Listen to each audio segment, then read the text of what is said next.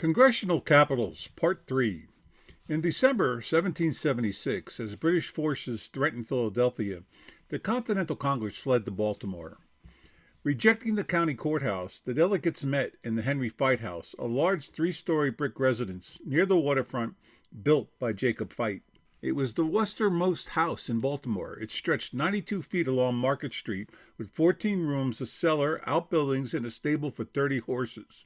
A 10-window long room with 2 fireplaces provided ample space for the Continental Congress, which leased the Fite House for 3 months at £180. Safer than the exposed courthouse, the building laid beyond the range of British naval guns on the Patapsco River.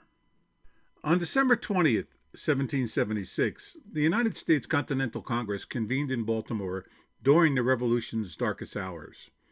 After Washington's victory at Trenton, Congress on December 27th granted him sweeping 6-month powers to raise troops, requisition supplies, and act without prior approval.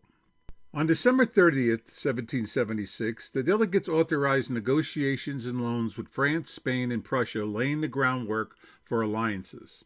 At the same time, Congress reorganized the wartime administration by consolidating committees to improve supply and finance management. On January 18, 1777, Congress ordered the first broadside printing of the Declaration of Independence with all signers' names. The work was entrusted to Mary Catherine Goddard, Baltimore's postmaster and a pioneering woman printer who had already demonstrated courage by keeping her press active during the volatile early years of the Revolution. By publishing the names, Congress exposed every signer to charges of treason, punishable by death, while Goddard herself risked loyalist reprisals and British retaliation simply by setting type and circulating the document. The Goddard broadside transformed the Declaration from an anonymous proclamation into a personal pledge of sacrifice, proof to the world that America's leaders had bound themselves to independence with their lives, their fortunes, and their sacred honor. These measures stabilized the Revolution and preserved Congress's authority at its weakest moment. Washington's victories at Trenton and Princeton forced the British to strengthen defenses in New Jersey and abandon plans to seize Philadelphia.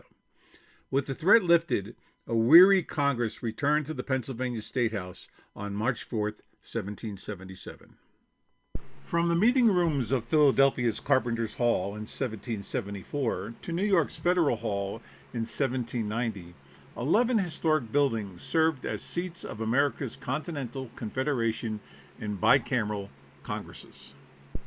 To celebrate the 250th birthday of the United States of America, we created a richly illustrated 2026 calendar, which presents the architectural, political, and cultural history of each of the 11 congressional capitals, where the foundations of the United States were laid.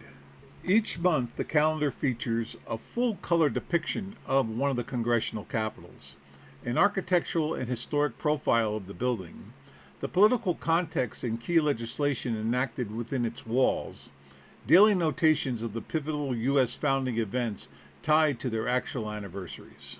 Far more than a calendar, this is a portable historical exhibit bringing together forgotten capitals, overlooked debates, and legislative milestones that transformed a group of colonies into a functioning republic. Perfect for the historians, educators, students, and all who wish to follow the nation's path from independence to the Constitution, month by month. To order, visit www.historic.us/CAPITOLS.